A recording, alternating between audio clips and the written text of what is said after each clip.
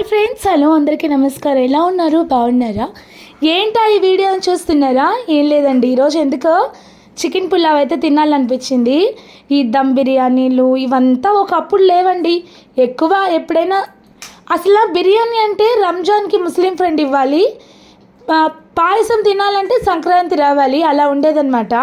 ఇప్పుడు అలా కాదు, ఎప్పుడు అయినా బిర్యానీ చేసేసుకుంటున్నాం, ఎలా అయినా చేసేసుకుంటున్నాం.